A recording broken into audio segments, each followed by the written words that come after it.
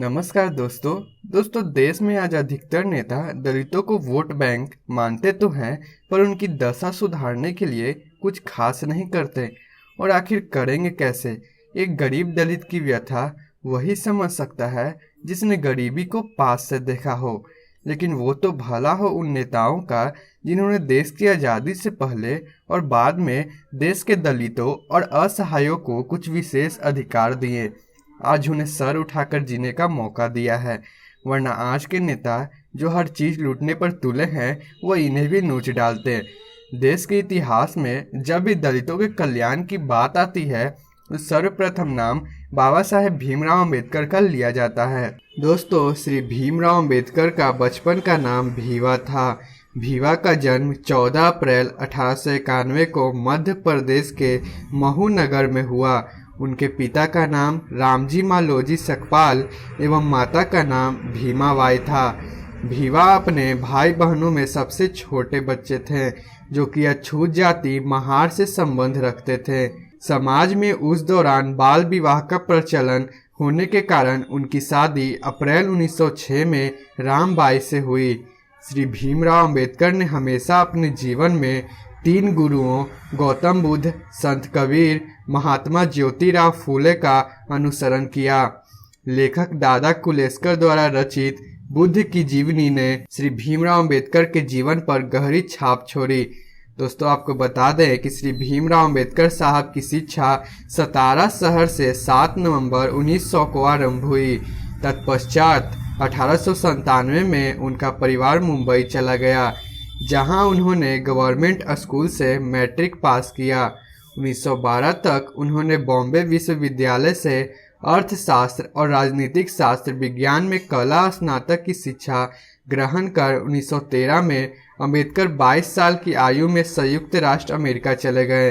वहां उन्होंने बड़ौदा रियासत के अधीन एक योजना में मुद्देनजर न्यूयॉर्क शहर में कोलंबिया विश्वविद्यालय से स्नातक की शिक्षा अवसर प्राप्त किया। इसके लिए उन्हें उक्त रियासत की ओर से $11.5 का प्रति माह छात्रवृत्ति के रूप में प्रदान की जाती थी। अम्बेडकर ने गरीबी को करीब से महसूस किया था और यही कारण था कि वह गरीब की मनोदशा को करीब से समझ सकते थे। उन्होंने देश के गरीबों और दलितों के लिए कई ऐसे कार्य किए जिनकी वजह से उन्हें मरणोपरांत भारत रत्न से सम्मान भी किया गया था। अपने माता पिता की 14वीं संतान के रूप में डॉक्टर भीमराव अम्बेडकर जन्मजात प्रतिभा संपन्न थे। बीए की परीक्षा प्रथम श्रेणी में उत्तीर्ण करने के पश्चात आर्थिक कारणों से वह सेना में भर्ती हो गए। उन्हें लेफ्टिनेंट के पद पर बड़ौदा में तैनाती मिली। नौकरी करते उन्हें मुश्किल से महीना भर ही हुआ था कि एक दिन अचानक पिता की बीमारी का समाचार मिला। वह अपने अधिकारी के पास गए और अवकाश स्वीकृति करने की प्रार्थना की। अधिकारी ने कहा कि 1 वर्ष की सेवा से पूर्व किसी भी दशा में अवकाश स्वीकृति नहीं किया जा सकता। सुनकर भीमराव असमंजस में पड़ गए। भीमराव ने पुनः अनुनय विनय की, किंतु नियमों के अनुसार अधिकारी उन्हें अवकाश नहीं दे सकता था। विवश होकर भीमराव ने त्याग पत्र लिखकर वर्दी उतार दी। अधिकारी के पास अन्य कोई विकल्प नहीं था। उसने त्याग पत्र को स्वीकार कर लिया। भीमराव पिता की सेवा के लिए अंतिम समय में उनके पास पहुंच गए।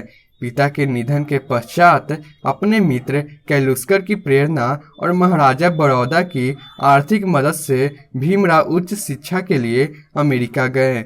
वहां के कोलंबिया विवि में प्रवेश लेकर उन्होंने अपनी अध्ययनशीलता का परिचय दिया। उन्होंने अर्थशास्त्र और समाजशास्त्र में एमए की परीक्षा प्रथम श्रेणी से उत्तीर्ण की। अर्थशास्त्र में शोध तथा कानून की पढ़ाई के लिए भीमराव इंग्लैंड गए। वहां उन्हें पग पग पर अपमान का अनुभव हुआ। तलाश की एक घटना से उनका स्वाभिमान आहत हुआ और वह स्वदेश लौटने की सोचने लगे।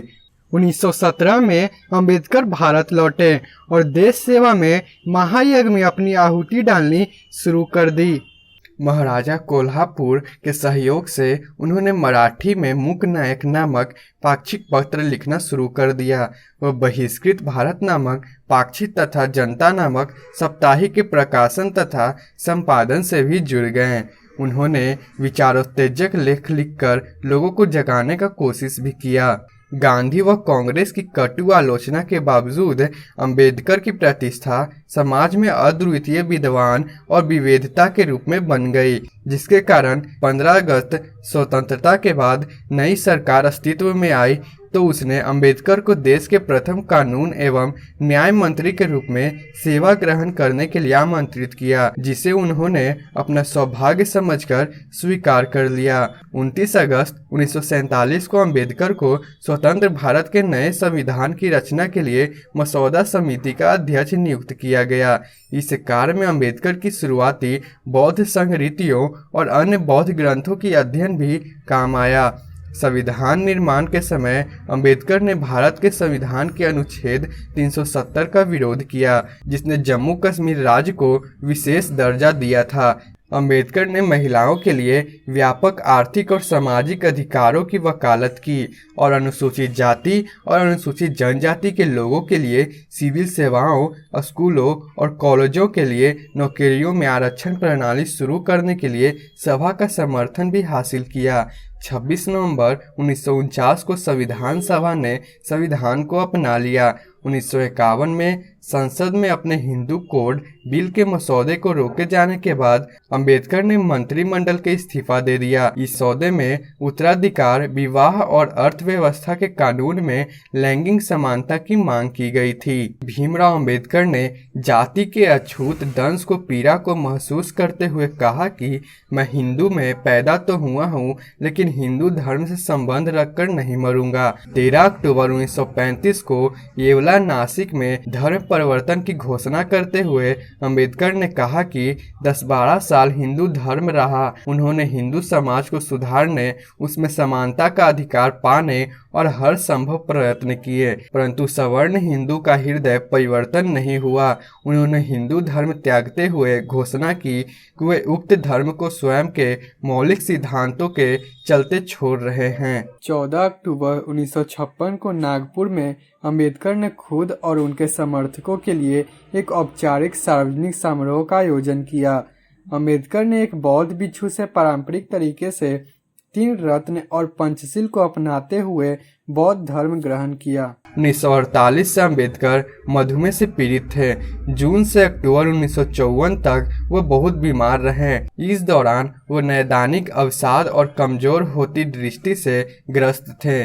6 दिसंबर 1956 को अंबेडकर की मृत्यु हो गई। दोस्तों, श्री भीमराव अंबेडकर जी के सम्मान में भावी पीढ़ियों को प्रेरणा उपलब्ध कराने हेतु उनकी मूर्ति भारत के प्रत्येक कस्बे, गांव, शहर, चौराहे, रेलवे स्टेशन व पार्कों में लगाई गई है। अंबेडकर जी के जन्म दिवस अंबेडकर जयंती के रूप में प्रत्येक वर्ष 14 अप्रैल को बड़े उत्सव रूप से समस्त राष्ट्र में मनाया जाता है। महाराष्ट्र सरकार ने श्री भीमराव अंबेडकर को सम्मान के लिए प्रत्येक 7 नवंबर को राज्य भर में विद्यार्थी दिवस के रूप में घोषित किया हुआ है, क्योंकि इस दिन से ही वह प्रकांड विद्वान होते हुए भी श्री भीमराव अंबेडकर साहब उम्र भर विद्यार्थी बने रहे। और दोस्तों, आपको बता दें कि उनकी मृत्यु के बाद पूरे देश में शोक छा गया था। तो दोस्तों, आपको भीमराव अंबेडकर की जीवनी कैसी लगी, यह हमें कमेंट कर जरूर बताएं। तब तक के लिए आपको बहुत बहुत धन्यवाद। मिलते हैं नेक्स्ट वीडियो में।